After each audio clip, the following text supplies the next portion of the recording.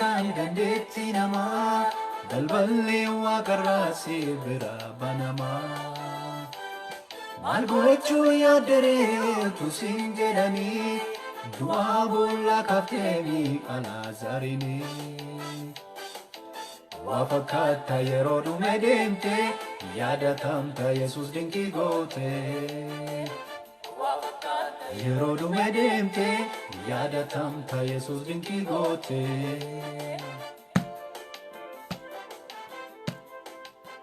Gargaarsi Waaqayyoo bakka jirtan hundumaatti ayyaanni Waaqayyoo eegumsi Waaqayyoo isin irratti baay'ata. Nagaa kottaansuudhaan akkuma kanaan dura yeroo adda addaatti waliin ilaalaa turre sanbataa kaafnee ergaa Phaawulos qulqulluu gara warra Efesoon barumsa walitti fufiinsa Waaqayyoo nu gargaaree waliin ilaalaa jirra. Kutaa tokkoffaa keessatti jireenya burjaaja'uu keessaa bahuu kan jedhu irratti dubbanne. Kutaa lammaffaa irratti ammoo humna jabaa fi aangoo Waaqayyoo daangaa hin qabne sanatti maxxananii jiraachuu keessa of galchuu isa halkanii guyyaa jireenya ofii irratti mana ofii irratti hojii ofii irratti hafuura ofii irratti moosisanii isa keessa jiraachuu kan jedhu irratti dubbanne. Waaqayyoo nu gargaare galanni Waaqayyoodhaaf haa ta'u. Kutaa sadaffaa keessatti ammoo dheengadda jechuudha. Gaafa dilbataa ayyaana toora fayyinaatti nama deebisu kan jedhu dubbanne. Har'a immoo jaalala Waaqayyoo ta'e carraa argannetti fayyadamnee fayyina dhagaa golee irratti ijaarame kan jedhu irratti dubbanna. Galanni Waaqayyoodhaaf haa ta'u. Fayyina dhagaa golee irratti ijaarame በማዕዘን ድንጋይ ላይ የተገነባ ደህንነት obboleessa koo obboleettii koo biyya adda addaa keessa teessanii warri har'a na dhaggeeffattan Waaqayyo ergaa isinii qaba. Sagalee isiniif qaba. Sagalee isin ittiin jajjabaattan, sagalee isin ittiin dhaabattan, bara rakkisaa keessa, bara ulfaataa keessa dhaabbata godhattanii sagalee isin ittiin darbatan Waaqayyo isiniif qaba. Galanni Waaqayyoodhaaf haa ta'u. Egaa fayyinni keenya egaa dhagaa golee hin sochoone irratti kan ijaaramedha jennee dubbanna har'a. Maal jechuudha akkana jechuun? Fayyina hin sochoone jechuudha. Fayyina homaanuu hin diigamne jechuudha. Fayyina yoo nuti dhiisnee deemne malee fayyina nu dhiifne jechuudha. Fayyina yoo nuti nagaya hin barbaadu jennee forfee laannee keessaa baanee yoo deemne malee Waaqayyo tasumaa nama hin dhiisu. Itti amanteetta taanaan duukaa buutee duukaa adeemaa jirta taanaan Waaqayyo bara kee hundumaatti si geggeessuudhaaf, si dhaabuudhaaf, si tiksuudhaaf gaafa hundumaa si wajjiniin jira. Maaliif isa jedhu irratti dubbanna gaara. Galanni Waaqayyoodhaaf haa ta'u. Sagalee Waaqayyoo keessaa ergaa Phaawulos gara warra Efesoonitti barreesse har'a boqonnaa 2 lakkoofsa 11 kaasee isa jirudha kan nuti waliin barannu. Waaqayyo gooftaan maccaa egaa sagalee kana keessatti ergaa gurguddaa iddoo lamatti qoonnee ilaallu nutti dubbata. Isin warri saba Waaqayyoo hin ta'in warra dhagna qabatan waan harkaan dhagna namaa irratti hojjetamuun warra of waaman biratti warra dhagna hin qabatin jedhamtanii akka waamamaa turtan yaadadhaa. Yeroo sanatti isin Kiristoosii wajjin homaa walitti hin qabdan turtanii. Waldaa ijoollee Israa'elitti orma kakuu abdii isaanii keessaa kan hin qabne, ofii abdii kan hin qabne, biyya lafaattis Waaqayyo malee akka turtan yaadadhaa jedha. Amma garuu Kristos Yesuusii wajjin tokkummaa qabaachuudhaan isin warri dur fagaattanii turtan dhiiga Kiristoosiin dhi'eeffamtaniitu. Galanni Waaqayyoodhaaf haa ta'u. Kristos nagaa keenya inni keenyan diinummaa isa gidduu ture diigee warra Yihuudota hin ta'in Yihuudotas lamaanuu tokko godheera. Inni nagaa buusuudhaan qooda gosa lamaanii namummaa haaraa isatti argamu tokko akka uumuuf abboommotaa fi toora seera sanaa namoota irraa kaase jedha. Galanni Waaqayyoodhaaf haa ta'u. Fannoo irratti du'uudhaan gosa lamaanuu akka dhagna tokkootti Waaqayyootti araarsuudhaaf ofii isaatiif diinummaa balleesse. Inni dhufe isin warra fagoo turtanitti isaan warra dhiyoo turanittis misraachoo nagaa lallabe. Nuyi lamaanuu hafuuruma tokkoon karaa isaa akka itti abbaa bira geenyu qabna jedha. Galanni Waaqayyoof haa ta'u. lakkoofsa 19 irraa immoo akkana jedha. Egaa isin si'achi warra Waaqayyoof qulqullaa'anii wajjin warra biyya warra mana Waaqayyootis malee orma nama biyya diidaas miti. Isin hunda ergamootaa fi raajotaa irratti ijaaramtaniittu. Kristos Yesuus ammoo ofii isaatii dhagaa golee qajeelchuudha. Guutummaan ijaarsa sana isumaan walitti qabamee mana qulqullummaa Waaqayyoo ta'uudhaaf gooftaatti in guddata. Isinis immoo isumaan mana isa Waaqayyo hafuura isaatiin keessa jiraatu taatanii itti ijaaramuu keessan jedha. Galanni Waaqayyoodhaaf haa ta'u. Maqaan Waaqayyoo ulfaatu. Yesuus Kristos egaa akkan jalqaba jedhee jireenyi keenya, fayyinni keenya, egereen keenya, abdiin keenya karaasa Waaqayyo gooftaa irratti maxxane, itti qabate, itti makame akka inni bara baraan eegamuuf Yesuus Kristos gara biyya lafaa kanaa dhufe. Kutaa tokkoffaa keessatti waa'een keenya atuu biyyi lafaa hin uumamin karoorfame, waa'een keenya Kiristoosiidhaan akeekame, Waaqayyo immoo yeroon isaa ga'u isa karoorseef isa akeeke sana galmaan ga'uudhaaf Kristos Yesuusiidhaan nu waame jenne. Waamicha sana keessatti egaa Waaqayyo maal nu godhe? Hafuura isaa nuuf kenne. Hafuura isaa nuuf kennuudhaan immoo maal godhe jenne? Karaa Yesuus Kristos nu guddise jenne. Warri karaa Yesuus Kristos guddannu egaa har'a fayyinni keenya dhagaa golee irratti waan ijaarameef, fayyinna keenya dhagaa golee sanarra waan dhaabateef, dhagaan golee sana eenyuyyuu danda'e iddoo sanaa buqqisuu hin danda'u. Akkana jedha sagaleen Waaqayyoo. Yesuus Kristos akka dhagaa goleetii jedha. Dhagaa golee sana irratti kan kufantu caccabu malee dhagaa golee sana kan cabsu tokkoyyuu hin jiru jedha. Galanni Waaqayyoof haa ta'u. Dhagaan golee sun hin cabu, bara baraan jabaatee dhaabata jechuudha. Jabaatee dhaabata. Warri isarratti ijaaraman ammoo, warri isarratti dhaabatan ammoo yoo itti maxxananii itti qabamanii jiraatan bara baraan Kristos Yesuus wajjin hafanii jiraatu jechuudha. Hiikni isaa sagal. Egaa fayyinni keenya dhagaa golee irratti ijaarame, dhagaa hin mitiqne, dhagaa hin sochoone irratti ijaaramne yeroo jennu nuti Waaqayyo irratti maxxannee jirra jechuudha. Isarra jiraachaa jirra jechuudha. Egaa maaliif fayyinni keenya dhagaa golee irratti ijaarame isa jedhu iddoo sadiitti gargar qoodeen dafee dubbanna. Inni tokkoffaan akka nuti hin fagaanneef Kristos nu dhiyeessuu isaatiif ofiisaa irratti nu ijaare. Akka nuti hin fagaanneef ከእግዚአብሔር እንዳንርቅ ኢየሱስ ክርስቶስ ሩቅ የነበርነውን ወደ ራሱ አቀረበን።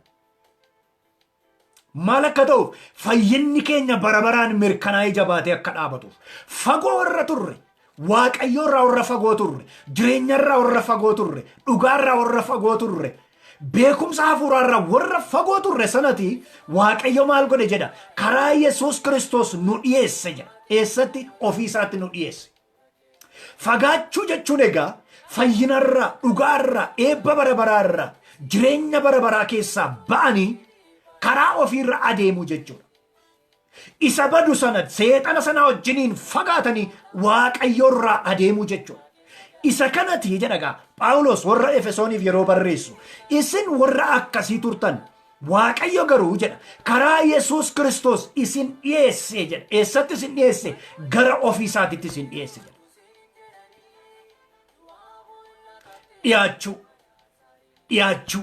dhiyaachuu jechuun aantummaa Waaqayyoof qabnu, aantummaa Waaqayyo nuuf qabu, jaalala Waaqayyo nuuf qabu sana keessa of galchuu jechuudha. Sana keessa jiraachuu jechuudha. Dhiyaachuu. Fagaattanii turtan amma garuu jedhagaa maaliin dhiyaattan jedha isinitti fakkaata? Dhiiga Yesuus Kiristoosiin dhiyaattanii jedha. Maqaan Waaqayyoo ulfaatu. Egaa waa'ee dhiiga Yesuus Kristos yoo dubbanne waan baay'ee haasa'uu dandeenya. Amma garuu waan lama qofan isinitti hima. Dhiigni Yesuus Kristos akka nuti dhiyaannuuf fagoo warra jirru maal jechuudha? Fagoo warra jirru jechuun harka diinaa warra jirru jechuudha. Bannee warra jirru jechuudha. Diinni kan nu bite, seexanni kan nu bite, torban darbe yeroo kutaa sadaffaa keessatti dubbadheera. Biyyi lafaa kan nu bite, foonni kan nu bite, seexanni kan nu bite. Qabeenyummaa Waaqayyoo keessaa baane, kingdamii Waaqayyoo keessaa baane, bulchiinsa dukkanaa jala warra taane jechuudha. Fagaachuu jechuudha. Kun egaa qabeenya qaama biraa taanee turree jechuudha. Kanaaf dhiyaachuudhaaf maaltu barbaachise? Dhiiga Kiristoostu barbaachise. Maal jechuudha? Gatii itti baase Waaqayyo jechuudha. በዋጋ ተገዝታችኋልና ሰበብ inni sagaleen Waaqayyo jedhuuf isa kanaaf waaqa gatiin sun maaloodha? dhiiga Yesuus Kiristoosiidha. dhiiga Yesuus Kiristoostu itti ba'eetu lubbuun kee lubbuun koo lubbuun keenya fayye dhiyaanne jechuudha. gatiin kun osoo itti hin baane atoo dhiigni Yesuus Kiristoos hin dhangalaane harka seexanaa jalatti hafna, dukkana jalatti hafna, badiisa bara baraa keessatti hafna jechuudha. dhiigni Yesuus Kiristoos waan dhangala'eef garuu gatiin keenya waan ba'eef garuu inni duraan nu bitee ture, inni duraan nu gabroomsee ture. dhiigni Yesuus sababii waa'ee keenyaaf dhangala'eef kana booda aboonuu irratti hin qabu jechuudha. nu bitee of jala nu kaa'uu hin danda'u jechuudha. garbummaa isaa jala, aboo isaa jala, humna isaa jala nu tursuu hin danda'u jechuudha. maaliif? aangoonsaa dhiiga Yesuus Kiristoosiin waan cabeef nuti warri fagaanne dhiiga Yesuus Kiristoosiin gara Waaqayyootti dhiyaanne jechuudha. Haaleluuyaa. dhiiga gaa dubbiin dhiigni kun gatiidha. gatiin kun immoo gatii tilmaama hin qabneedha. eenyumtuu kan itti baasuu hin dandeenye Waaqayyo gooftaan maccaa ilma isaa gara biyya lafaatti ergee dhiiga isaa dhangalaasuudhaan lubbuu koof lubbuu kee seexana jalaa, du'a jalaa, badiisa jalaa Waaqayyo nu baase, nu bite, ofitti nu bute jechuudha. fagaatanii warra turan jechuun badanii warra turan, du'anii warra turan, Waaqayyoon dhiisanii warra turan, seexana jala, biyya lafaa jala, du'a jala warra turan jechuudha. isaan kan ammoo Waaqayyo dhiiga ilma isaa Yesuus Kiristoosiin fagoodha harkisee si fide obboleessa kun. fagoodha du'a keessaa, badiisa keessaa, si'ool keessaa Waaqayyo dhiiga ilma isaa Yesuus Kiristoosiin harkisee si fide. dhiigni Yesuus Kiristoos maaloo dhagaa? gatiidha. gatiidha. dhiigni kun egaa Waaqayyootti nu dhiyeesse. waa'ee dhiigaatu hin dubbadhu, maaltu sammuu koo keessa dhufa? dhiigni humna guddaa akka inni qabu. dhiiga jechuun kakuu jechuudha. karaa bira kakuu. fakkeenyaaf biyyoota adda addaa keessatti namoonni yeroo kakuu waliif galan harka ofii muranii dhiiga walii walitti buusuudhaan waadaa walii galu. mana warra tolchaa hojjetanii yoo dhaqxan ammoo mana warra tolcha hojjetanii, mana warra xibaara hojjetanii, mana warra qoricha namatti tolchanii yoo dhaqxan ammoo dhiiga akka dhangalaastaniif isin ajaju. dhiiga daaqqoo ta'uu danda'a, dhiiga lukkuu ta'uu danda'a, dhiiga re'ee ta'uu danda'a, dhiiga loonii ta'uu danda'a. kanaaf yeroo baay'ee haddi ishee booqaa kan ta'e re'ee fidi, haddi isaa booqaa kan ta'e sangaa fidi jedhaniitu warri tolcha hojjetan namatti ajaja kennu. dhiigaan tolchi hojjetama, dhiigaan badiisi nama irratti raawwatama, dhiigaan kakuun jabaatee dhaabata. dhiifama naa godhaagaa arra waan isin dhaga'uu isaan barbaanneen kaasee dubbadha. maalidha innis? waa'ee qaalluun dubbadha. qaalluun waggaa eegee namarraa faga, hin faga namarraa. warri waa'ee isaan beenne hafuura qaalluu akka hafuura beekaatti warri ilaaltan dhiifama naa godha. ani waa'ee beekaa miti kanan dubbachaa jiru, waa'ee hafuura hamaan dubbachaa jira.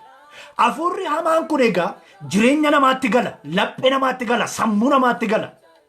waggaa waggaatti nama hafuurri kun itti galee fi irratti qalu.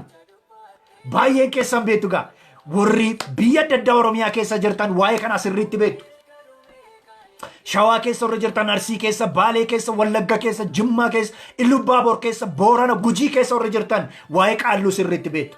waggaa eeggatee namarraa faga. hafuurri sun maaliif faga? isan barbaadu sana barsiifte, sanaaf kakatte, sana abdachiiste, sana fidi jedhee faga. nama irraa fage sanaaf yoo hin qalamu ta'e, wanti kakatameef wanti abdachiifame sun yoo hin qalamuuf ta'e, namni hafuurri sun irraa fage suni yookaan hin maraata yookaan hin du'a. maaliif? kakuu dhiigaatu gidduu jira waan ta'eef.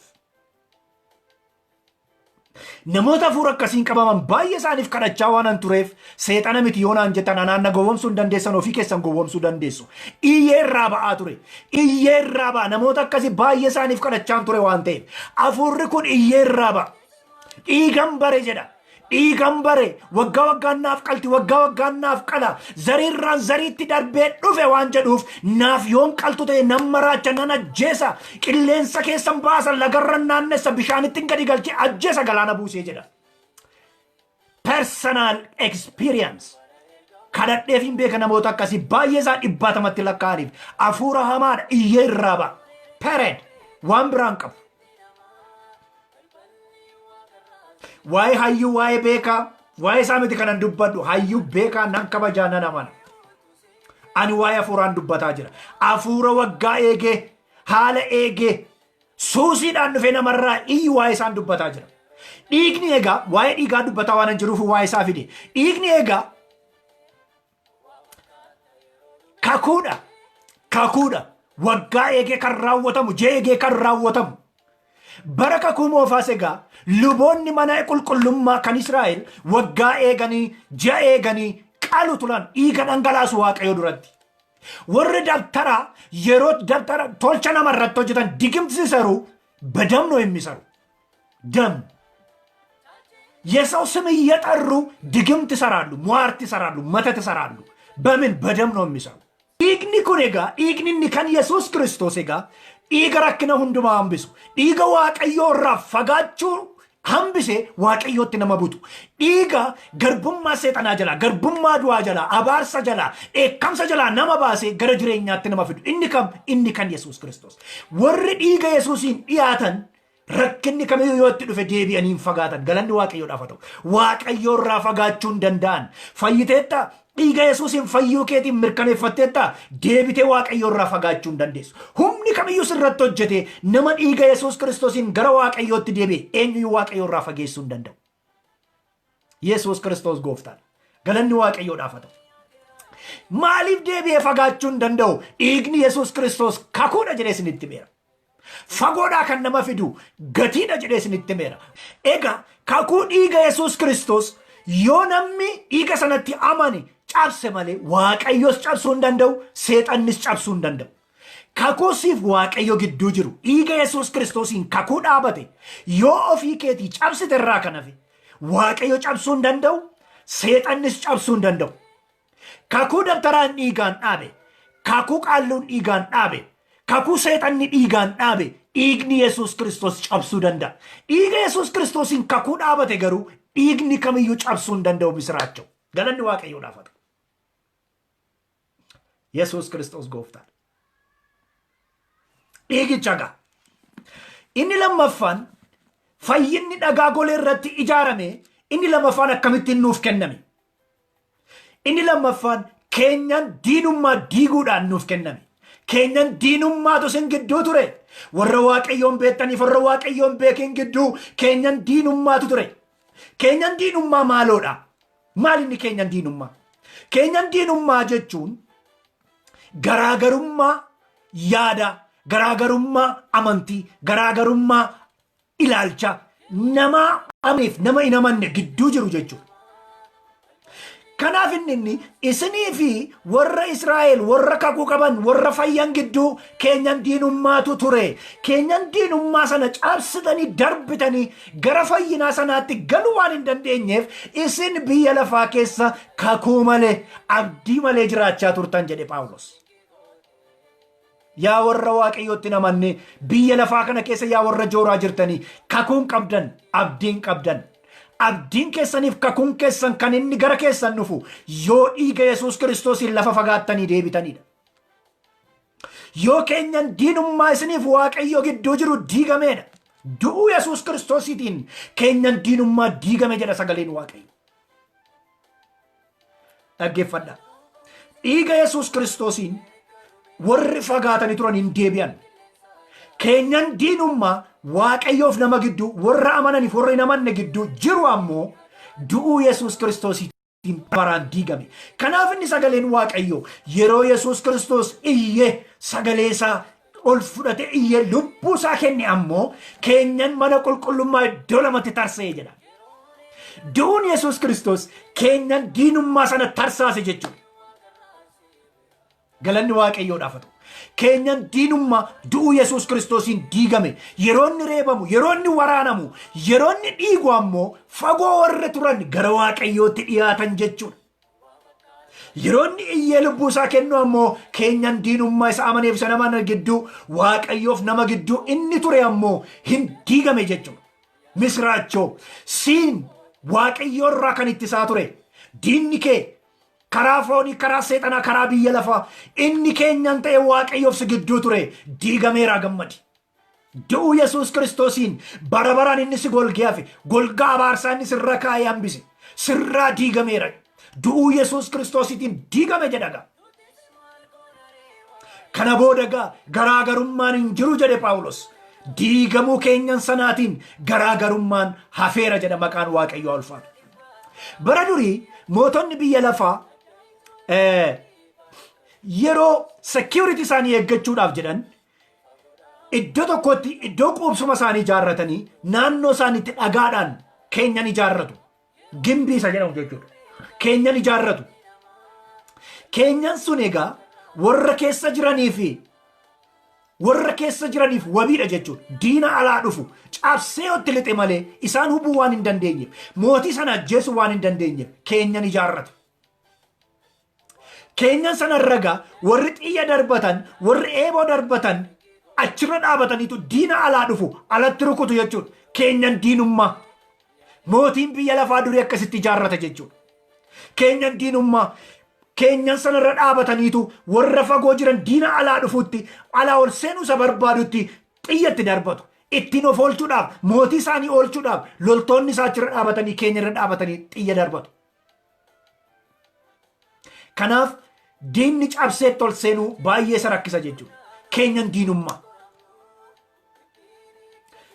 Waaqayyoon waa gargaaru. Keenyan diinummaa kana egaa namni yoo sirriitti gara waaqayyootti deeme qalbii jijjiirrate keenyan diinummaa sun du'a Yesuus Kiristoosiitiin diigame inni jedheef isa kana. Beware, dhiiga Yesuus Kiristoosiin warri fagaanne gara waaqayyootti dhiyaanne jedhe. Dhiiga Yesuus Kiristoos fagoo warra turre dhiyoonu godhe. Eenyutti? Waaqayyootti dhiyoonu godhe. Du'uun Yesuus Kiristoos ammoo nuuf waaqayyo gidduu saba Israa'eliif saba Israa'el warra hin taane gidduu keenyan diinummaa ture sana diige. Galanni waaqayyoodhaaf haa ta'u. Du'i isaa keenyan diige, dhiigni isaa warra fagoo jiran gara waaqayyootti dhiyeesse. Misiraachoo dhiyaattee jirta. Misiraachoo keenyan siif waaqayyoo gidduu ture diigameera. Galanni waaqayyoof haa ta'u. Kanaaf ati gaarra waaqayyoon fuulaa fuulatti ilaaltee waaqayyoon kadhachuu dandeessa. Iyyuu dandeessa. Abbabba jettee waammachuu dandeessa. Gooftaa jettee waammachuu dandeessa. Because keenyan diinummaa sun diigameera waan ta'eef. Galanni waaqayyoodhaaf haa ta'u. Egaa saba Israa'eliif saba Israa'el warra hin taane gidduu garaagarummaan kun ture jedhee isinitti himeera. Keenyan jechuun egaa diinummaa jechuudha. Keenyan jechuun garaagarummaa jechuudha. Garaagarummaa maali? Garaagarummaa ilaalchaa, garaagarummaa fayyinaa, garaagarummaa amantii, garaagarummaa yaada hordofnu jechuudha keenyan jechuun. Egaa har'a Kiristoositti hundumtuu birmaduu kan ba'e garaagarummaan gidduu hin jiru. Girikiin hin jiru, Ayuudiin hin jiru, wormi hin jiru, dhiirri hin jiru, dubartiin hin jirtu, garbi hin jiru jedha sagaleen waaqayyoo. Kiristoositti hunduu tokko jedha sagaleen waaqayyoo.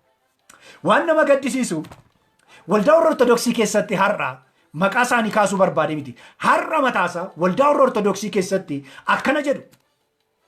Nuti doktiriiniin waldaa keenya, waldaan keenya kan nu barsiiftu warra Sooriyaa wajjin, warra Gibsii wajjin, warra Raashiyaa wajjin, warra Sooriyaa wajjin, warra Armeeniyaa wajjin akka kadhannuuf waldaan nu barsiifti malee warra kiristaanota ta'an warra Itoophiyaa keessa jiran wajjin akka nuti kadhannuuf waldaan nuun eeyyamtu jedha. Yeroon Kooriyaa ture maqaa obboleessa kanaa kaasuun barbaadu. Obboleessi tokko amantii Ortodoksii hordofaa gara koo dhufe. Mana koo dhufe simadhee isa booda nyaata kenninee fi wajjiniin gammannee dhufuu isaatti leenjii ji'a sadiif dhufe waaqayyoon galateeffannaa nagaan galuu keetti jenneetu waaqayyoon kadhanne. Yeroo nuti waaqayyoon kadhannu inni taa'ee moobaayilii isaa tottooqa, feesbuukii ilaala. Nuti gammannee akka inni nagaan dhufeef waaqayyoon galateeffanna. Isa keessa maaltu jira? Armeeniyaa wajjin maleen kadhadhu, Sooriyaa wajjin maleen kadhadhu, warra Indii wajjin maleen kadhadhu, warra Gibsii wajjin maleen kadhadhu jedheetu taa'ee waan yaaduuf waldaan sana waan barsiifteef moobaayilii tottooqa nuyi waa isaaf waaqayyoon galateeffanna. Yeroo nuti waaqayyoon siif kadhannuti maaf hin kadhanne jennaan waan fokkisaa tokko naan jedhe nanaare akka warra waaqayyoon hin beekne naare waan isin ajaa'ibu. Maal jedhe isinitti fakkaate? Waldaan akka jettee nu barsiifte jedhe ይሄናን በማያመች አካሄድ ከጴንጤዎች ጋር አትጠመዱ። ለምን አርሱን nanaare utaalee ka'eenii umurii kee guutuu sammuu akkasii baattee deemtaatiin jedheen. Umurii kee guutuu sammuu akkasii baattee deemtaa. Mucichi immoo Oromoodha waan ta'eef biraazer doktiriinii waldaa ortodoksii hordofta yoo ta'ee fi Oromoon akka doktiriinii waldaa ortodoksiitti fayyina keessaa qooda hin qabu. Sababni isaa Fikkaaree Maariyaamii dhaqi dubbisi.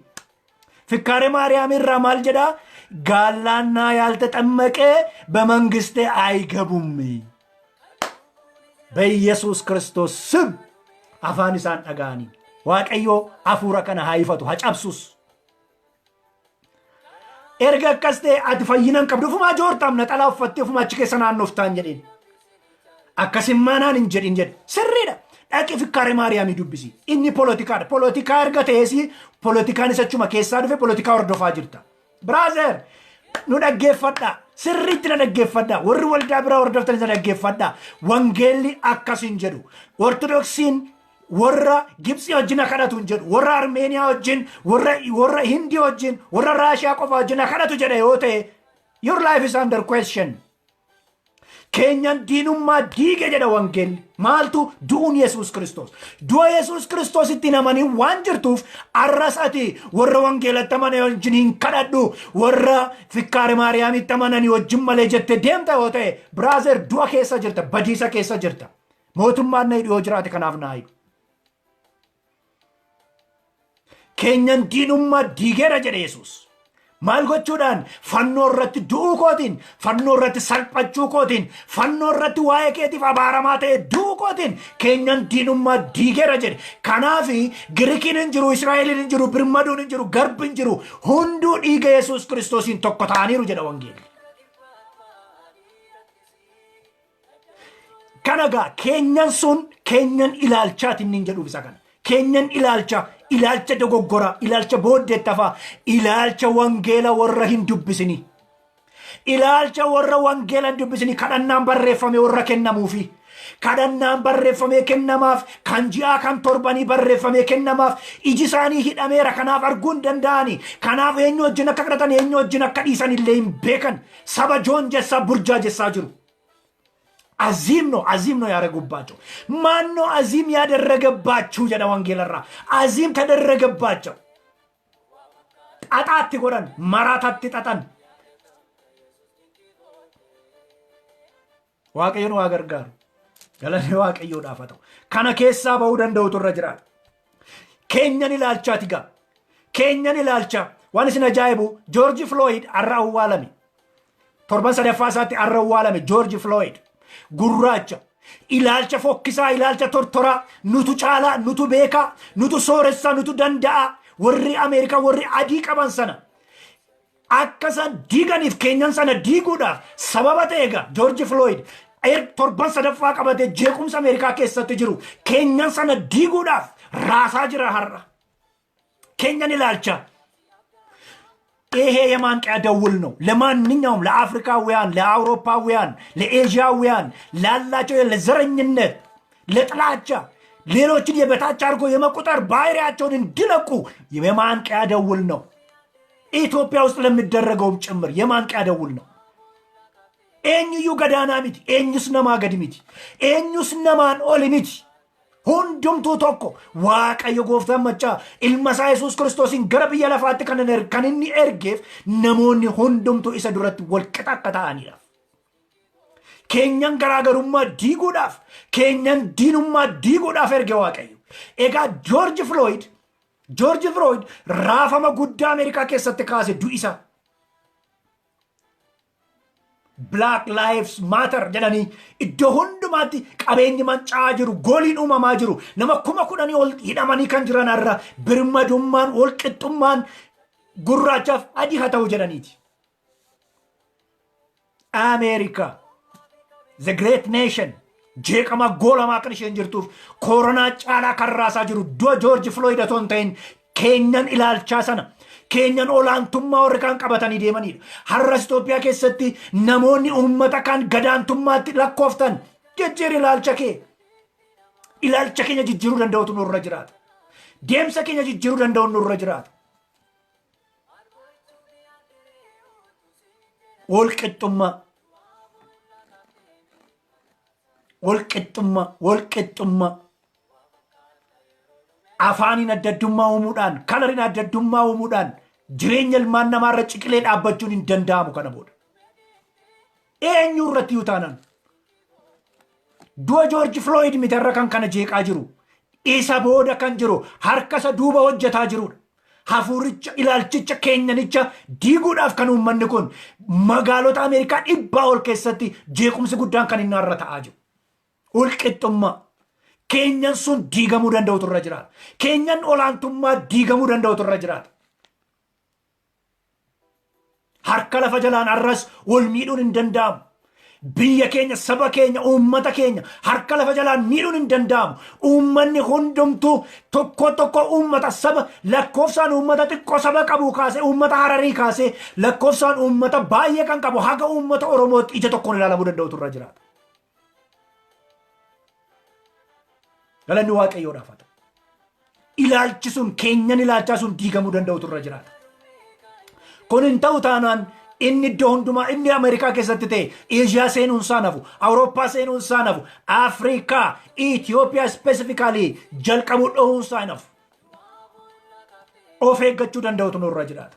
Keenyan diinummaa Kristos yeroo diigu namni hundumtuu dhiiga gati jabeessaa waan bitameef walqixa ta'uusaa, kabajamaa ta'uusaa, ulfina qabeessa ta'uusaa dhiiga Yesuus Kiristoosin hin kabajuu ta'e tokkoon dhiiga ilmaan Oromoo kabajamaadha. Lubbuun ijoollee keenya kabajamaadha. Ilaalcha keenya jijjiiruu, yaada keenya jijjiiruu danda'u nurra jiraata. Pere kanaan ala waan biraa wanti godhamu jiru. Yesuus Kiristoos gooftaan. Kan biraa maal diigegaa? Kan biraan maaliif Waaqayyo fayyina keenya dhagaa golee qajeelchuu irratti ijaare? Karaa inni sadaffaan karaa inni ittiin ijaare tokkummaa uumuudhaan. Tokkummaa maalii? Warra kanaan dura nu qofatu kan Waaqayyooti jedhaniin never isin qofa miti warra kaanis kan kooti. Yesuus Kiristoos wangeela Yohaannis boqonnaa 10 irraa fudhattanii dubbistan karra kanaan ala karra bira hoolota biraas nan qaba. Isaanis nan fida, isinitti nan dabala, karra tokkoon isin godha jedhe Yesuus Kiristoos. Karra tokkoon isin godha. Maal jechuudha? Saba tokkoon isin godha. Qomoo tokkoon isin godha. Warra fayyan, warra jiraatan, warra jijjiiraman tokkoon isin godha jedhe. Galanni Waaqayyoodhaaf haa ta'u. Kanaaf akkan jedhe wangeela Yohaannis boqonnaa 10 irraa ani karra kanaan keessa kan jiran hoolota koorra karra kana keessa jiraniin ala karra biraas nan qaba, hoolota biraa nan qaba, nan fida, walittin isin dabala, karra tokkoon isin godha jedhe Yesuus. Asitti immoo Phaawulos maal jedha? Israa'eliif Israa'el isan ta'in gidduu keenyan ture diigee tokko nu godhe, foonsaatiin tokko nu godhe jedha. Tokkummaan kun egaa Kiristoosiidhaan ijaarame. Yeroo baay'ee dubbachuun barbaadu garuu nan dubbadha. Itoophiyaa keessatti tokkummaa isheen jedhamtu yeroo lallabamtu dhuguma tokkummaa biyyummaa miti. Tokkummaa jaalalaa, tokkummaa uummataa uumuu warra barbaadan miti kan akkana jedhan. Tokkummaan namni hundumtuu afaan tokko yoo haasa'e tokko ta'a kan jedhu sammuu isaanii keessa jira. Oromoo tokko keessallee ilaalchi fokkisaa akkasii jira. Afaan tokko haasa'uu miti kan tokko nu godhu. Gooftaa tokko qabaachuutu tokko nu godha. Amaariffa dandeenyeef amaariffa haasofneef Itoophiyaawii ta'uu hin dandeenye. Akka sabaatti yoo yaanne jaalalaan, tokkummaadhaan, ilaalcha gaarii oliif qabaachuudhaan akka sabaatti akka biyya tokkootti yoo yaanne tokko taana malee amaariffa dubbachuun uummata Itoophiyaa tokko hin godhu. Ijoollee feeloshiippiitu waldaa tokko dhaqanii afaan Oromoo waaqeffannaa nu eeyyamaa jedhanii gaafatan. Jennaan hojjetaan wangeelaa tokko Oromoodha ofiin jedha akkana jedhe. Osoon waldaa kana keessa jiru afaan Oromootiin waldaa kana keessatti hin tajaajilamu. Dhalli koos afaan Oromoo dhagaa akka inni guddatu hin barbaadu jedhe. Waa'ee tokkummaa Itoophiyaa yeroo ka'u immoo wangeela lafa kaa'ee baandiraa fudhatee kan ka'u isa. Egaa erga dhuguma namni kun tokkummaa Itoophiyaa barbaadate hojjetaa wangeelaa. By the way, hojjetaan wangeelaa afaan Oromoo waldaa kana keessatti hin dubbatamu. Dhalli koos afaan Oromoo dhagaa hin guddatu jedhu wangeela dubbisee hin beeku. Miindaadhaan qacaramee wangeela professional ta'e wangeela lallaba malee wangeelli galeefi miti namni akkasii. Waldaan afaan Oromoo keessatti akka dubbatamu hin barbaannes waldaa siyaasaati malee waldaa kiristiyaanaa miti. Afaan Oromoo yeroo dubbattu miti kanatti zareenyaa taatu. Afaan keetiin dubbachuu miti kan sanas godhu. Ilaalcha keeti, gocha keeti, adeemsa keeti. Afaan keen booni, afaan keen dubbadhu. Warri Amaariffa qofa yoo dubbatte ati Itoophiyaawidha siin jedhan hin sobu. Isa kaleessaa sitti deebisuun malee waan haaraa si barsiisuun miti. Soba sun. Wangeelli sin galleef wangeelas lallabu miti isaan. Warri Oromummaa keetti qaanofte afaan Oromoo Waaqayyoon hin kadhannes ati isa kaleessa Waaqayyo diige deebistee nama ijaaruudha. Maaliif afaan adda addaa dhufe dhaqaa seera uumamaa keessaa dubbisaa. Cubbuun waan baay'ateef, jallinni waan baay'ateef, namoonni walii galanii Waaqayyo irratti waan fincilaniif fincila kana diiguudhaaf Waaqayyo afaan gargar baase. Jallina kana diiguudhaaf Waaqayyo afaan gargar baase. አንድ ቋንቋ ማውራታችን አይደለም ሊያኮራን የሚገባ አንድ ዓላማ አንድ አስተሳሰብ አንድ ፍቅር አንድ ሀገር ስላለን ልንኮራ ይገባል። ከናፍ ኑን ካንቶኮ ኑ ጎዴ ክርስቶስ መሌ አፋን ሚቲ አፋኒ ክርስቶስ ጀዱ ዮኑ ኬሰ ጅራቴ ላንጉዌጅ አፋኒስ ዮኑ ኬሰ ጅራቴ ኑቲ ዱጉማ ቶኮ አፋኒ የሰቱ ቶኮ ነመ ጎዴ Kristos tokko nu godhe. Waa'ee jaalala biyyaa yoo qabaanne, yoo ol jaallanne, yoo waliif yaanne, yoo wal gargaarre, yoo wal baanne, we are true Ethiopians. Jaalala jechuun tokkummaa jechuun isa. Malee afaan tokko dubbachuudhaan, afaan kee gattee afaan tokko dubbachuudhaan tokko ta'uun gonkuma abadan hin danda'amu. Kun Waaqayyoon mormuudha. Hojii Waaqayyoon mormuudha. Namni afaan Oromoo hin dubbanne sodaatee Amaariffa qofa dubbatu hojii Waaqayyoon mormaa jirta. Waaqayyo kan inni uume ofirraa dhiibaa ofirraa fageessaa jirta. Siyaasa Oromoo lallabaan jiru. Barbaadeen naan dhaaba siyaasaatti galee siyaasa lallabuu hin danda'a. Hin barbaanne. Silaayoona sadarkaa kamirra jirra. Aatuutti galle ta'e. Yeroo mucummaa yeroo haayiskuulii nu kadhatanii dadhaban. No fudhaa badaa siyaasa ajaa tortoraa. Ittiin of guddisuuf of jiraachisuuf biyyatti fiddan hin barbaannu jennee dinnee harkaa baane. Ittiin deebinu isatti. Ani tokkummaa Kristos fiduudhaaf keenyan diinummaa inni duuge irratti dubbachaa jira. Galanni Waaqayyoodhaaf haa ta'u. Tokkummaan keenya kanaan dhufe gaa. Tokkummaa ilaalchaa, tokkummaa yaadaa, tokkummaa wal qabaachuu, harka wal qabachuu, Kristos keessa tokkummaa jiraachuu kana gaa. Tokko godhe jechuun maal jechuudha gaa? Hafuura tokko qabaatu jechuudha. Hafuura tokko qabaachuu jechuudha.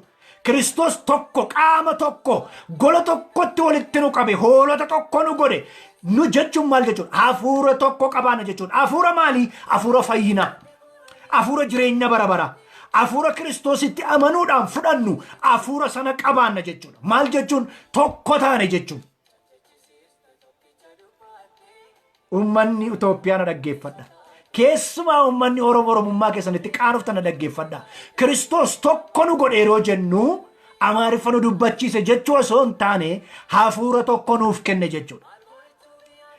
Tokko taasise inni jennu inni lammaffaan fayyina tokko nuuf kenne. Fayyinni tokko maalirraa dhufe? Dhiiga tokkorraa, foon tokkorraa, isa kan Kristos irraa isa dhufe sana jechuudha. Inni sadaffaan misraachoo nagaa waliin dhageenya jechuudha. Waltaane biddeena fayyinaa maaddii jireenya bara baraasa ta'e wangeela Waaqayyo waliin fudhanne jechuudha. Misraachoo fayyinaa waliin fudhanne jechuudha. Tokko taasise jechuun Waaqayyootti sodaaf jaalalaan walitti qabamne wal baachuudhaan wal gargaaruudhaan waliif yaaduudhaan waliif kadhachuudhaan walitti nu qabe jechuudha. Tokko ta'uu jechuun isa kana. Kanaaf Kristos tokko nu godhuunsa jireenya keenya keessatti yeroo hundumaa sababa isa kanaaf. Egaa tokko taane yeroo jennu warri fayyan dhagaa golee irratti ijaaramanii jechuudha. Dhagaa golee irratti ijaaramuun kun egaa maal jechuudha? Isa jedhutti dhufe gaama. Waaqayyo ulfinnaa ta'u. Hundee hidda bara bara qabutti maxxananii jiraachuu jechuudha. Dhagaa golee irratti ijaaramuu jechuun hundee yookaan gindisa jennu hidda bara bara hidda lafa keessaa hin baane hidda hin gogne isatti qabatee jiraatu sanatti damee ta'anii jiraachuu jechuudha. Galanni Waaqayyoodhaaf haa ta'u. hidda kanatti qabamanii jiraachuu. Egaa lakkoofsa 19 nan dubbisa. Maal jedha lakkoofsi 19? Egaa isin si'achi warra Waaqayyoof qulqullaa'anii wajjin warra biyyaa, haleluuyaa, warra mana Waaqayyootis malee orma nama biyya diidaas miti. Galanni Waaqayyoodhaaf haa ta'u. Isin orma miti, nama biyya diidaas miti. Maaloo dharee warra Waaqayyoof qulqullaa'anii wajjin warra biyyaati. ባላገር ናችሁ። ለእግዚአብሔር ከተቀደሱ ሰዎች ጋር እናንተ ዛሬ ባላገር ናችሁ። የእግዚአብሔር ቤተሰቦችም ናችሁ እንጂ የሩቅ አገር ሰው ባዳም አይደላችሁ። ገለኒ waaqayyoodha አፈተው ነማ ብየ ዲዳ ምትስን ብየ ዲዳ ብየ አላ ብየ ፈጎዳ ነማ ዱፈ ምትስን መነ waaqayዮ keessatti ኦርመስ ምትስን ወሪ ማልታተን warri fagoo turtanii dhiiga Yesuusiin dhiyaattan, warri keenyan diinummaa du'uu Yesuus Kiristoosin isiniif Waaqayyo gidduudhaa diigame, warri warra Waaqayyoof qulqullaa'anii wajjin qaama tokko taatan isinii jedhe. Warra biyya diidaa miti, warra mana Waaqayyooti, warra biyya Waaqayyooti. Kanaaf inni nuti qomoo warra Waaqarraati inni sagaleen Waaqayyo jedhu. Galanni Waaqayyoodhaaf haa ta'u. Egaa isaan kun maal irratti ijaaraman? Hidda bara baraa isa qabu hundee keenya Yesuus Kiristoos ta'e irratti dameetti maxxanee jiraatudha. Galanni Waaqayyoodhaaf haa ta'u. Maal jechuudha akkana jechuun? Wangeela Yohaannis boqonnaa tokko Wangeela Yohaannis boqonnaa tokko lakkoofsa 12 yoo dubbistan warra isatti Yesuus Kiristoos foon uffate gara biyya lafaa dhufe, gara saba dhuunfaa isaatii dhufe. Sabni dhuunfaa isaa ammoo isa hin simanne. Warra isa simataniif garuu, warra isatti amananiif garuu ijoollee Waaqayyoo akka ta'aniif aboo mucummaa isaaniif kenne. Lakkoofsa 12. Kanaaf iyyuu ati inni Yesuus Kiristoosiidhaan dhi'eeffamte, inni Yesuus Kiristoosiidhaan diina ta'uun kee hafee Waaqayyootti firoomte, gammadi nama mana Waaqayyoo keessa jiraattuudhati. Nama biyya Waaqarraatati, qomoo Waaqarraati ati. Galanni ulfinni Waaqayyoof haa ta'u. Diinummaan siif Waaqayyo gidduu ka'eera. Kanaaf ati abbaa jettee Waaqayyoo waammachuu dandeessa. Nuufi jedhe gaa Phaawulos warra akkasii kanaaf hafuura abbaa jedhe waa'ee keenyaaf harqee kadhatu nuuf kenne jedha. Galanni Waaqayyoodhaaf haa ta'u. Beektaa hafuura si keessa harqotu jira. Waaqayyo duratti boo'ee kan kadhatutu jira. Kanaaf iyyuu ati nama biyya ormaa miti. Waaqayyootti ani orma jettee guyyaa gaaf tokko hin yaadin. Tajaajilaa qofatu warra mana Waaqayyoo keessa siif achi shubbisan fiigan qofatu Waaqayyootti dhiyoodha jettee hin yaadin. Keenyan diinummaa siif Waaqayyo gidduudhaa ka'eera. Ati nama mana Waaqayyooti. Ati qomoo biyya Waaqarraati. Ati orma miti. Dhiyeeffamteetta, fayyifamteetta. Kanaaf Waaqayyo duratti atis equal privilege. Galanni Waaqayyoodhaaf haa ta'u. Akkuma warra amananii atis equal privilege. Walqixxummaadhaan Waaqayyo duratti abbaa jettee waammachuudhaaf aboo gaarii mirga guutuu qabda. Waaqayyo mirga akkasiisiif kenneera. Galanni Waaqayyoodhaaf haa ta'u. Kanagaa hidda hundee gadi fagoo qabu irratti maxxanneerra nuti damoota kan nuti jennu. Wangeela Yohaannis boqonnaa 15 irraa akka dubbistan ani muka wayiniiti isin immoo damoota kooti jedhe Yesuus Kiristoos. Narraa waan hundumaa argattu jechuudha. Yoo natti jiraattan ija godhattu kan inni jedhu narraa waan ija isinitti godhu narraa argattu. Iji kee akka baay'atu yoo barbaadde, firiin kee akka baay'atu boo barbaadde Kiristoositti maxxantee jiraatta. Inni Kiristoositti maxxanee jiraatu inni isa ija baay'ee kan godhatu jedha wangeelli. Galanni Waaqayyoodhaaf haa ta'u. Ibroota boqonnaa 10 lakkoofsa 19 yoo dubbistan sagaleen Waaqayyoo akkana jedha. Nuti gara iddoo golgaa sanaa keessa darbine bakka teessuma Waaqayyo gooftaa maccaatti dhiyaanne isa kadhachuudhaaf, isa waammachuudhaaf ija jabina qabna. Maqaan Waaqayyoo ulfaatu. Maaliin jedha? ከመጋረጃው በስተጀርባ ሊንገባ በኢየሱስ ክርስቶስ በደሙ በካህኑ በሊቀ ካህኑ ደም ለአንዴና ለመጨረሻ ስለ ኃጢአታችን ስለ በደላችን በፈሰሰ በሊቀ ካህኑ ደም ከመጋረጃው በስተጀርባ ልንገባ አባት ፊትም ቆመን እግዚአብሔርን ለመለመን ድፍረት አለን። ገለን ዋቀዮ ዳፈ ኢጀ ጀብነ ቀምና ማሊን ኢገ ኢየሱስ ክርስቶስ ሰናን ኢሰ ኬኛን ዲኑማን ግዱዳ ዲገ ሰናን አባት ወልሴነ ጎፍታ ጀኔ ከነቹ ደንደው ኑራ ጅራት ኤጋል ያወረ አርሜኒያ ወጅን ከነተኒ ያወረ ግብጽ ወጅን ከነተኒ ነደገፈዳ ወረ አርሜኒያ ወረ ግብጽ ወጅን ከነሲን ከነተን ጎልጋንሱን ሲን ግዱዳ ዋኒን ካኒፍ ኢገ ኢየሱስ ትዋኔ ናማኒኒፍ ሐራስ ሉብኒ ሰበቢ ከሰኒ ኢገባቴ ዋን ወልሴኑ ዳፍ ሰገሌን ዋቀዮ አከነጀ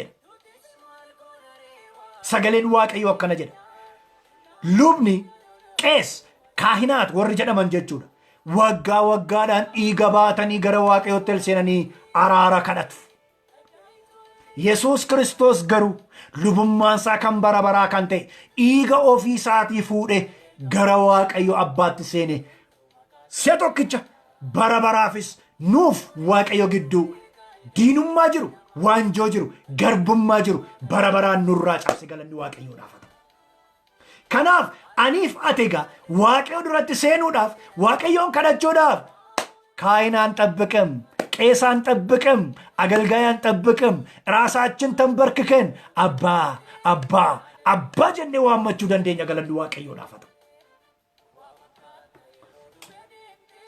ዋቀዮን ዋመቹ ዳፍ አቦጉቱ ሚርገጉቱ ዋቀዮ ከራይል መሳ ኢየሱስ ክርስቶስ ኑፍ ከኒ ገለኒ ዋቀዮ ዳፈታ ኤጋ ወር ዋንጆ ሰነ ጀለ ጅረን ጎልጋ ሰነ ጀለ ወር ጅረን አመዩ ወር ፈጋተኒ ጅረን አባቴ ዋቀዮን ናፍ ከረዱ ሰበቢ ቆፍ ዲገባዱቲ ዋቀዮ ድረት ሴኒ አርሳ ዲሲ ናፍ ከረዱ ጀደኒ ዋቀዮ ነመቲቦ ኑቲ ገሩ ወረ ኢየሱስ ክርስቶስ ፈጎዳ ዲገሳቲን ኑ ፊዴ ወረ ኢየሱስ ክርስቶስ ዱአሳቲን ጎልጋል ዱአኑ ግዱዳ ዲጌ ወረ ኢየሱስ ክርስቶስ ዲገሳ በረበራን ዋቀዮ አባዶ ራፉዴ ዋቀዮ ድረት ዲያቴ አራራ በረበራ ወርኑ ቡሴ ሚርጋ ኦፊ ኬኛን ሃሎ አባባ አኒ ኢልሚኬ ረክነ ከሲን ቀባ ጩቦ ከሲን ቀባ ነማሪ ዱኩበ ከሲን ቀባ ነፈይስ ጀኔ ዋቀዮ ጎፍታ መጫ ከነቹ ደንደኛ ገለኒ ዋቀዮ ፋቶ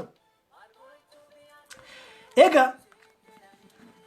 ዋይ ዴቢው ኬኛ ዋይ ዱፉ ኬኛ ዋይ እስራኤልቲ ደበለምኔ ቆሞ ዋቀዮ ሰበ ዋቀዮ ጀደሙ ኬኛ ጳውሎስ የሮረ ሮማ በሬሱ አከነ ጀዳ ቦቆና ኩለ ተኮር ቦቆና ኩለ ለኮፍሰ ኩለ ተኮቲ ሐማ ቦቆና ኩለ ተኮር ለኮፍሰ ኩለ ተርባ ካፍተን ይወዱብስተና አከነ ጀዳ ኢሴንጀ አከሙከ ኤጀርሰ ዲደት ጉደቴ ለፈ ኦናቲ አከሙከ ኤጀርሳ ጉደቴ ዋቀዮ አሞ ኦፊሳቲኒ ሙከ ኤጀርሳ ከነ ደሜሳ ዲዳ ፈጎዳ ፊዴ ዱፌ ኢሰ ኤጀርሳ ሰቄ ኬሰ ጅሩቲ ሲመጣንሴ ኢሰራቲ ሶራ አበርባችሱ ሁንዱማ አርገቹዳን ኢሰቲ መጠንተኒ ደሞተ ሳታተኒ ጉደተኒ ኢጀከሲን ጎደተኒፍ ኢሲን ጉዲስ ጀዳ ኢስኒ ገራ ዋቁን ስሪት ዱብፈዳ ሮሜ በቆና ኩዳን ለኮብሳ ሮሜ በቆና ኩዳ ቶኮ ለኮብሳ ኩዳ ቶርባ ካሳቲ ዱብፈዳ ሙከ ኤጀርሳ ዲዳ ለፈ ኦናዳ በኬዳ ፈጎዳ ጀቹም ማል ጀቹዳ ካን ኤግዱን ቀምኔ ካን ኩኑንስቱን ቀምኔ ካን ቲክሴን ቀምኔ በከ ሰነቲ በከ አባን አርጌ ካሙሩ ብኔንስ አርጌ ካያቡ ካን ጭሩ kan balarra arcaase gogaa godhe hambisu jechuudha muka diida jiru jaldeessiif qalameen irratti kan wal qabu jechuudha muka diida jiru ejersa wayraa bakkee jiru achirraatii jedha gaa Phaawulos damee achirraa fuudhee fideetu waaqayyo isa qe'ee keessa jiru qe'ee eenyu obdii waaqayyoo keessa muka jiru Kristos jechuudha isatti fideetu isaaf damoota isaa akkas hin taataniif itti si maxxanse itti maxxanuun keessan immoo jedha muka sanarraa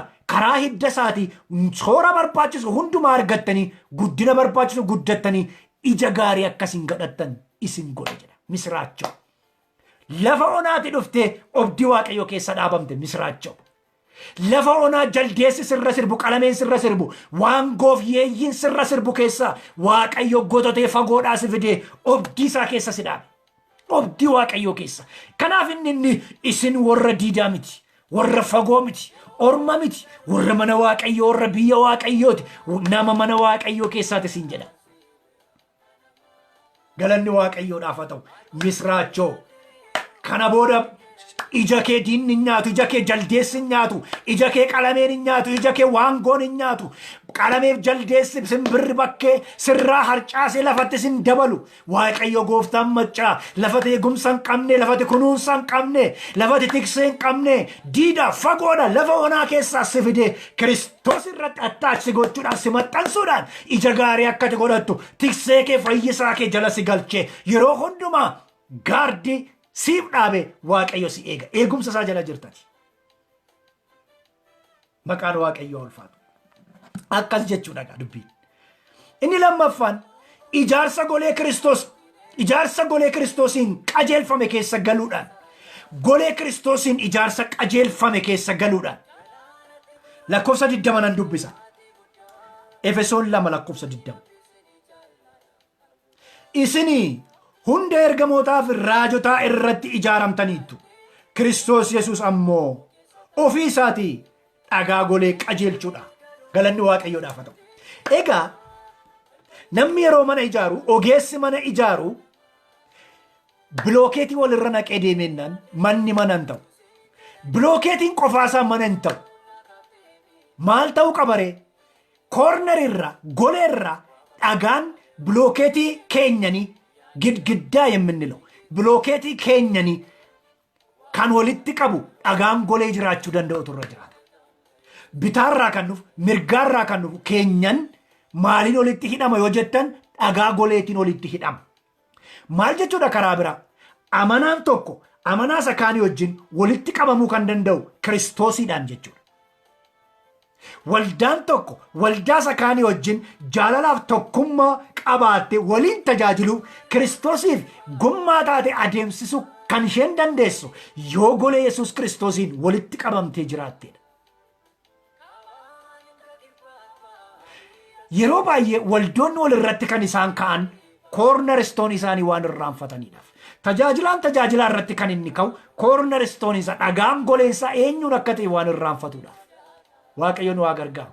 Golee keenya, dhagaan golee keenya, ijaarsa keenya qajeelchu eenyuun akka ta'e beeknee isaa wajjin deemuu akka dandeenyuuf Waaqayyo nu haa gargaaru. Maal jechuudha karaa biraa? Walitti nu qaba jechuudha. Dhagaan golee sun hin diiga malee hin diigamu. In cabsa malee hin cabu. In buruqsa malee hin buruqu dhagaan golee sun. Dhagaan golee inni kam? Inni irratti ijaaramte. Inni ittiin qabamte. Inni ittiin jabaatte. Inni ittiin dhaabatte. Inni ittiin lafa qabatte sun. Dhagaan golee suni in cabsa malee hin cabu. In diiga malee hin diigamu. In kuffisa malee hin kufu.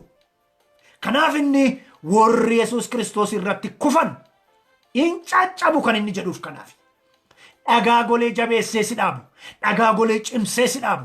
Dhagaa golee bara baraan akkati mitiqneef haala biyya lafaan, qilleensa biyya lafaan, lolaa biyya lafaan akkati haramtee hin fudhatamneef jabeessee kan si dhaabu dhagaa golee sun itti ijaaramteette yoo ta'e Kiristoosiin. Bilookeetiin ol irra nammeef manan ta'u dhagaan golee jiraachuutu irra jiraata. Amanaan olitti yaa'eef jireenya bara baraan qabu Kiristoosiin qabamuu danda'utu irra jiraata. Amanaan hundumtu, amantiin hundumtu, dhaabbanni hundumtu ijaarame waan hin beekamne waaqesseef jireenya bara baraan qabu Kiristoositti maxxanee jiraachuu danda'utu irra jiraata.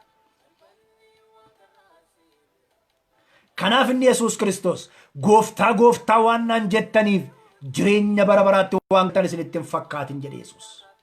Itti qabamu, itti maxxanu, itti ijaaramu nu barbaachisa. Galanni Waaqayyoof haa ta'u. Egaa barsiisa raajotaaf ergamootaa irratti, bu'uura raajotaaf ergamootaa irratti ijaaramtan jechuun barsiisa isaanii, gorsa isaanii, tiksummaa isaanii, paastarship isaanii jalatti Waaqayyoon baruu, Waaqayyoon beekuu jechuudha. Inni guddaan garuu isaan bilookeetii wal irra naqu. Kiristoos garuu walitti nu qaba. Galanni Waaqayyoof haa ta'u. Walitti nu qaba. Akka nuti baanee hin deemneef. Maaliif dhagaan golee walitti qaba? Akka salphaatti hin diigamneef, akka salphaatti hin kufneef Kiristoos jireenya amantootaa, jireenya kiristaanotaa cimsee qaba. Maqaan Waaqayyoo ulfaatu. Egaa Kiristoositti isin damoota jedha sagaleen Waaqayyoo. Isin Kiristoositti damoota jedha. Wangeela Yohaannis boqonnaa 15 irraa yoo dubbistan damoota. Hundeen Yesuus Kiristoosidha. Wanti jabaan, wanti guddaan, wanti barbaachisaan damee miti. Dameen hundee malee jiraachuu hin danda'u. Hundeen garuu damee malee jiraachuu danda'a. Dhagaan golee bilookeetii malee jiraachuu danda'a. Bilookeetiin garuu dhagaa golee malee jiraachuu hin danda'u. Kiristoos amanaa malee jiraachuu danda'a. Amanaan garuu Kiristoosiin malee jiraachuu hin danda'u. Yeroo ijoollummaadhaa xabisa tokko taphanna yaadatti yoo ta'e asiin na baasi sin baasuu jenna harka ol qabanne namni tokko gidduu seenee warri kaan harka ol qabannee dhaabanna. Inni gidduu seenee egaa harka isaa akka godheetu harka warra ol qabataniin asiin na baasi jedha nu rukuta harka keenya rukuta sin baasuu jenna ol geenye. Isa kana yeroo rukutee dadhabe sanatti darba asiin na baasi sin baasu jabeessinee wal qabachuun keenya inni nuti of gidduutti galchine akka nu harkaan baane godha. Xabisa ijoollummaa asiin na baasi sin baasuu nuti taphachaa turre jechuudha.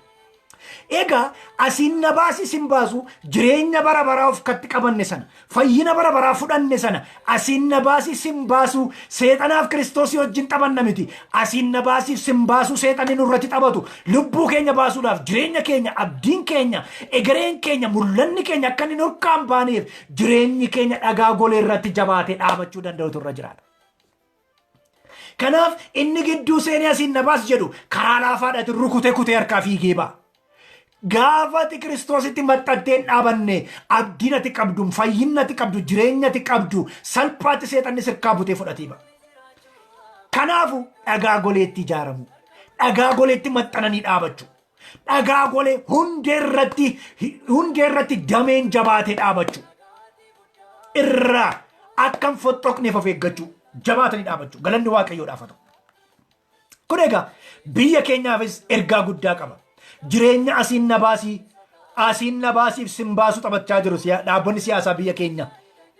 Nagaa biyya, tokkummaa biyya, jaalala biyya, guddina biyya, fayyina biyyaa kan booressu asiin na baasiif achiin na baasii kana irraa of eeggachuudhaaf tokkummaa keenya, jaalala keenya, amanamummaa keenya, wal danda'uu waliif obsuu, wal ijaaruu keenya cimsinee jabeessinee yoo dhaabanne carraan harka keenya seeni.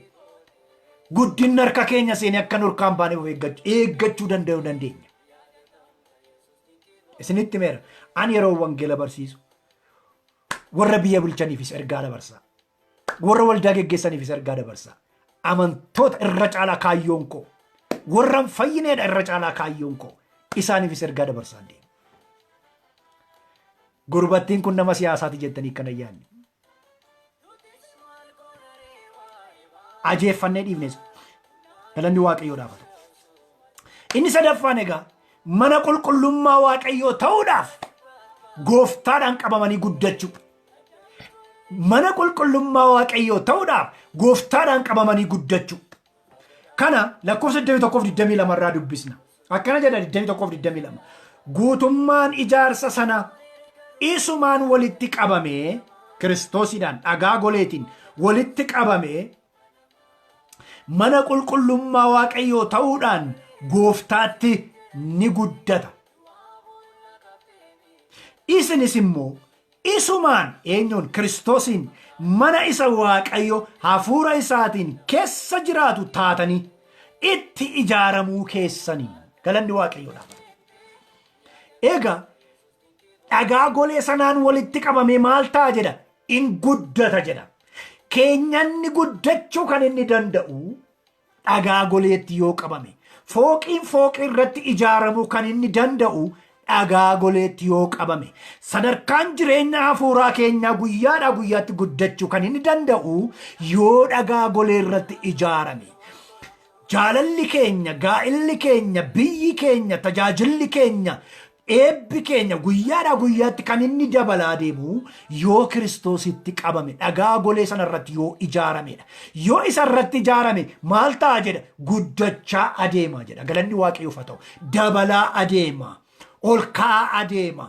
Maqaan Waaqayyoo ulfaatu. Guddinni kee, ol ka'uun kee, dabaluun kee, baay'inni ija kee, baay'inni eebba kee yerooti dhagaa golee sana irratti ijaaramtuudha brother sister. gaafa sanarraati achi siqattee foxxoquu jiguu kufuu jalqabda jechuudha.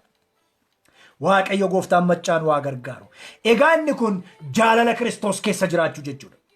Phaawulos yeroo kan gara warra Roomeetti baruu boqonnaa 8 irratti yeroo barreessu lakkoofsa 35 kaasee 39 yoo dubbistan jaalala Kiristoos Yesuusitti maaltu gargar nu baasa jedha.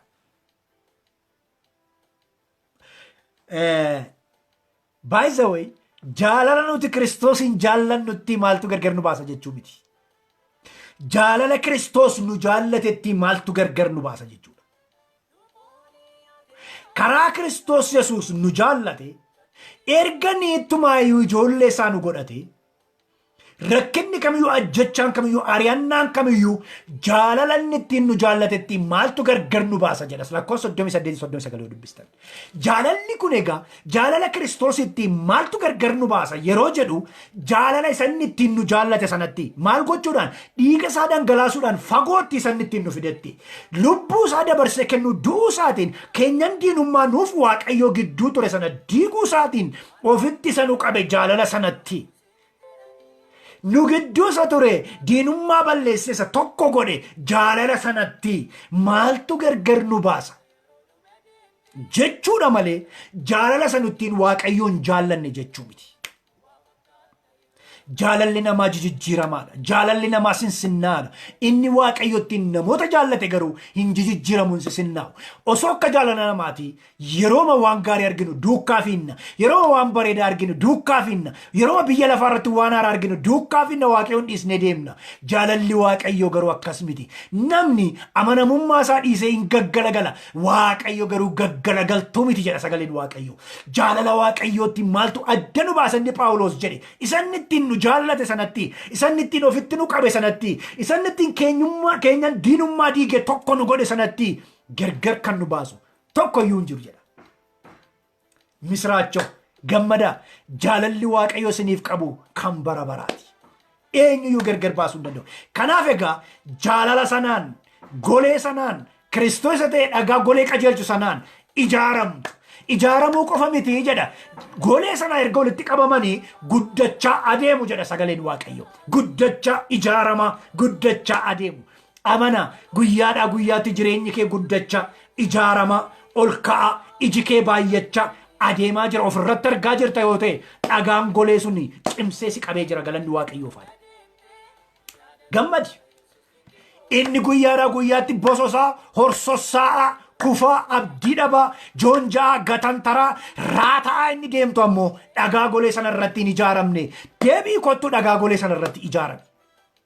Maaf si darba fayyinni. Osoonni araara siif kennu diinummaatti jiraatta. Osoonni tokkoon si godhaa kottu jedhu maaliif garaagarummaatti adda baatee jiraatta. Waaqayyo ofitti si qabuudhaaf si hammachuudhaaf dhalasaa si gochuudhaaf si waamaa jira.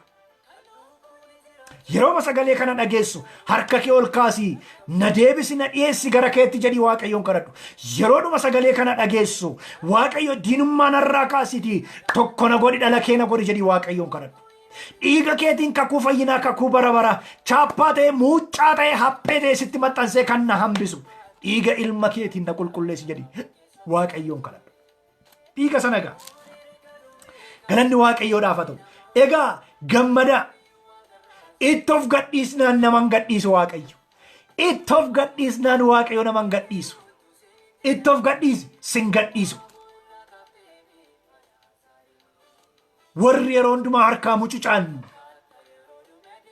Warri yeroo hundumaa gaafa foon arginu utaallee harkaa baanu akka saree foon argee gaafa foon arginu utaallee warri Waaqayyo harkaa mucucaannee baanu ittoof gadhiisnu. Ittoof gadhiisi Waaqayyo sin gadhiisu. Galanni Waaqayyoof haa ta'u. Ittoof gadhiisi. Akka deebineen fagaannetti dhiiga Yesuus Kiristoosiin Waaqayyo ofitti nu maxxanse. Akka deebiteen fagaannetti yaa nama fayyee yaa nama Kiristoositti jirtu yaa nama na dhaga'aa jirtu akka deebitee Waaqayyo irraan fagaanneef dhiiga Yesuus Kiristoosiin Waaqayyo ofitti si maxxanse. Misraachoo gammadi. Yeroo hundumaa bobaasaa jala jirta. Gaaddisa isaa jala jirta. Mana isaa keessa jirta. Qomoo Waaqayyootti lakkaa'amtee harka Waaqayyoo keessa jirta. Gammadi deebiteen fagaattu. Akka deebinee diinan taanetti du'uu Yesuus Kiristoosiin ofitti nu araarse. Fira Waaqayyootati Abrahaam fira kooti jedhe Waaqayyo. Isin firoota kooti jedhe Yesuus immoo bartoota isaatiin. Bartuu Yesuus deebitee diina akka hin taaneef Waaqayyo karaa ilma isaa Yesuus Kristos tokko godhee ofitti si araarse. Akka irraa adda hin baanetti dhagaa golee qajeelchuu irratti si ijaare galanni Waaqayyoof haa ta'u. Akka irraa adda hin baanetti dhagaa golee jabeessuu irratti maxxanse jabeesse walitti nu qabe Waaqayyo galanni isaaf haa ta'u. Hormummaan akka nutti hin dhaga'amne, diinummaa fagummaan nama biyya diidaa ta'uun keenya akka nutti hin dhaga'amneef fagoodhaa diidaa lafa onaadhaa fidee Waaqayyo ilma isaa Yesuus Kiristoositti maxxanne damee isaa taanee akka jiraannuuf Waaqayyo walitti nu qabe. Gammadaa lafa jirtanitti Waaqayyoon galateeffadhaa. Fayyinni keessan mirkanaadha. Yaa warra du'a jala jirtanii, badiisa jala jirtanii, abaarsa jala warra jirtanii, dheekkamsa jala warra jirtanii deebi'a. Waaqayyo isin furuudhaaf, isin gargaaruudhaaf, isin oolchuudhaaf, isin fayyisuudhaaf harka isaa diriirseera. Isin dhiyeessuudhaaf dhiiga ilma isaa Yesuus Kiristoosiin dhangalaaseera. Tokko isin gochuudhaaf keenyan diinummaa isiniif Waaqayyo gidduudhaa du'a ilma isaa Yesuus Kiristoosiin diigee fayyinaaf harka isaa gara keessanitti diriirsee jira. Bakka jirtanitti hundumaatti Waaqayyo gooftaan maccaa isinaa eebbisu. Sheerii godhaa warra hiriyoota keessan biraan ga'a. Yoo itti fayyitanitti gammaddaniitu ta'e eebbifamtaniitu ta'e obboloota keessan biraan ga'a. Isin fayyinni keessan kan hin mixiqne, kan hin sochoone, kan bara bara dhagaa golee qajeelchuu irratti kan ijaaramedha. Yesuus Kiristoosiif galannaa ta'u. Gaafa sanbata guddaa kutaa 5ffaan qabadhee dhiyaadha. Ammasitti Waaqayyo gooftaan bakka jirtan hundumaatti abaarsa jalaa, dheekkamsa jalaa, badiisaaf dhukkuba biyyatti dhufe jalaa isinaa eegu, isinaa guugu. Galanni Waaqayyoof haa ta'u. Gooftaa maccaa ulfinni siif haa ta'u. Dubbii jireenyaa, dubbii fayyinaa gara keenyatti waan ergiteef, warra dhagaan hundumaa dubbii kee waan jajjabeessiteef, amanannaan isaanii amanannaa akkamii akka ta'e, abdiin isaanii abdii akkamii akka ta'e, fayyinni isaanii maalirra akka dhaabate waan barsiifteef, ergaan si biraa, jajjabinni si biraa waan nuuf dhufeef maqaan kee haa ulfaatu. Bakka isaan jiran hundumaatti dhiiga Yesuus Kiristoosiin abaarsa jalaa, dheekkamsa jalaa, du'a jalaa, dhukkuba jalaa isaan haguugi isaan eegi. Biyya keenyaaf araara kee nagaa kee dhangalaasi. Humni dhukkubaa, humna abaarsaa, humni du'aa kun lafa keenya irraa haa ka'u. Fayyisuun kee lafa keenya, saba keenya irratti mul'atu. Yeroon erga dhume namoonni kan yaalan kan danda'an erga fixanii ulfinni kee waaqarraa maqaa Yesuus Kiristoosiin amma haa mul'atu, har'a haa mul'atu. Maqaa Yesuusiin sabni hundumtuu fayyisuu kee argee bakka ati jirtutti si haa sodaatu, si haa amanatu, si haa kabaju. Waaqaaf lafa irratti galanni siif haa ta'u. Bara baraan ulfaadhu. Maqaa Yesuusiin. Ameen. Akkan yeroo hundumaa jedhu harka keenya dhiqachuudhaan vaayirasiitti walaba goonu, fageenya keenya eeggannu, qalbii jijjiirrannaadhaan laphee keenya cubbuutti, sammuu keenya ceephootti walaba goonu, guyya guyyaatti wangeela dubbisuudhaan amanannaa keenya haa cimsannu, wala gargaarru, wala baannu, wala dandeenyu, wala jaallannu, tokkummaa haa cimsinu, jaalala baay'isnu. Gooftaan maccaa bakka jirtan hundumaatti sinaa eebbisu. Warra naannoo keessanii rakkatan waan qabdan irraa qoodaa fi gargaara. Gooftaan immoo eebba isaa dhumna irraa isiniif dhangalaasa. Bakka jirtanitti ulfaadhaa, eebbifamaa, kabajamaa. Shaaloom. Eebbifamaa.